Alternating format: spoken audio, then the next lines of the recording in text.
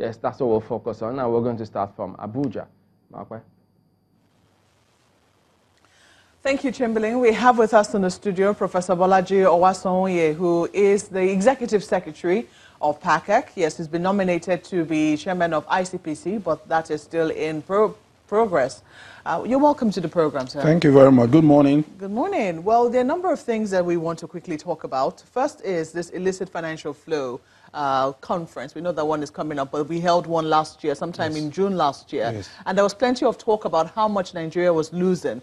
I think you have granted an interview saying that about 70% of corruption in Nigeria, of looted funds in Nigeria, is happening through this illicit financial flows that is happening with the multinationals. Yes. Is that right? And that we only seem to be focusing on the 30% that is being looted directly by, say, government officials, for instance. 70% is a lot. Yeah. Some people have put the figure at about, is it $70 billion?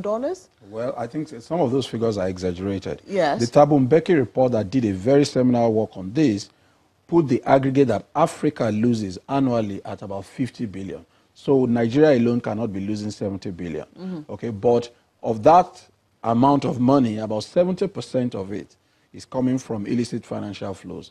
In West Africa, Nigeria obviously loses the most because the West African economy, Nigeria is the hub of the West African economy. So we lose quite much more than all the other countries put together. The question then is, how come is it that we're losing so much? Is it that we do not know that this is happening, or we do not know the routes through which they are happening so that we can curb them, or we don't have the financial, beg your pardon now, the political will to be able to block the loopholes? I think it's a combination of factors. First, you have this understanding of IFF.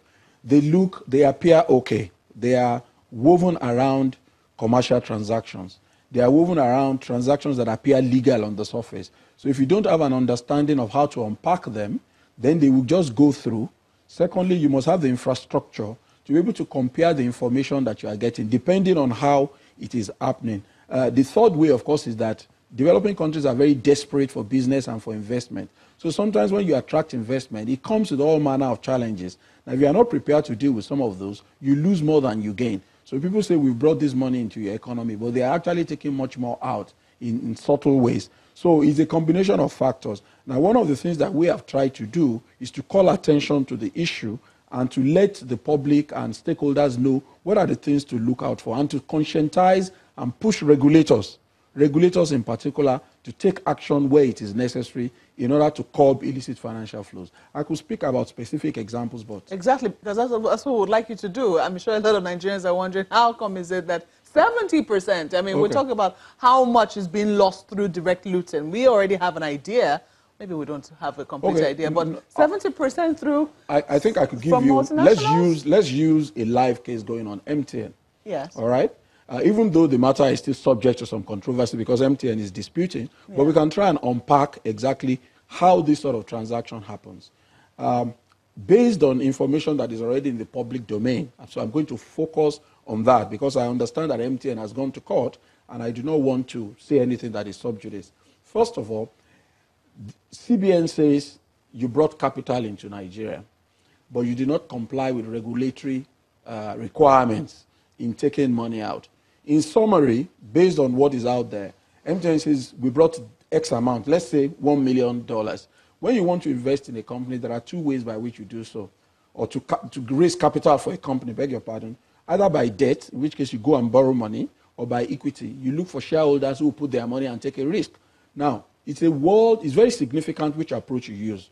Most companies use a combination of both. If it is debt, obviously, once you earn a little money, the loan has to be paid back with interest and all that. That's priority charge on the income of the company. If it is equity, which is shareholding investment, it is when we make profit that you get anything. So shareholders took a risk. There must be. Now, so my understanding is that when this money came, MTN said, this amount is debt, which is lower. This amount is equity, which is higher. Of course, everybody will be happy because the amount of money that needs to go out compulsorily, which is debt, is lower. And it has an implication for your FX because the money comes in FX. When you are going to take your dividend or pay the loan back, it has to go back in FX. So if you don't have reserves that can handle this, there's pressure, okay? There's a default. That company fails, unemployment escalates and all that. I hope you are getting the logic.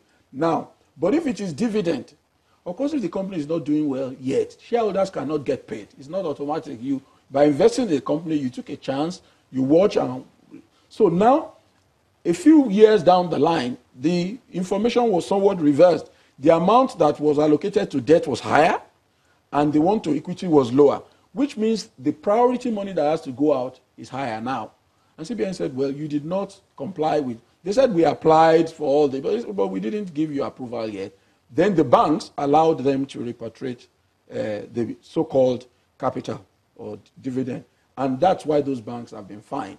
Now look at, I don't know whether it's a 10-year period, but CBN fined MTN $8.1 billion. That's not small. Which is a lot of money. Which is a lot of money. So look at that one single company, one transaction.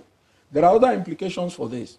If you say, oh, I'm owing Maope this much money, I need to pay her first before I pay my shareholders, which is the right thing to do, because Maope gave you a loan to do your business. So Maope has to get paid first. Okay? Now, it means, again, the profit that you declare, which is taxable, is lower. Okay? So, again, the country would have lost money on corporate tax, because corporate tax is about 30%. So if you say my income is $1 million, but I'm owing Maope this much, we remove all that. What is now taxable is $100,000.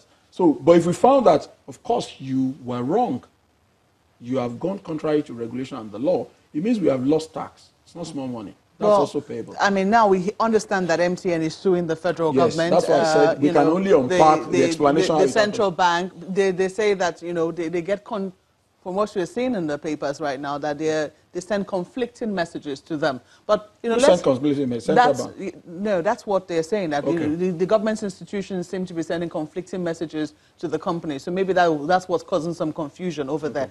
But then, you know, looking at other areas, because some people will say that you really need a lot of technical expertise to be able to unpack this. Yes. And you also need people who really have the will, because, you know, at the same time, you do not want to send the wrong message to would-be investors. Right. So are we getting the right balance? When we begin to, you know, look at this, are we getting the right balance? Do we have the technical know-how? And are we also looking at, you know, a fairness, so to speak, when we begin to look at, say, sanctions?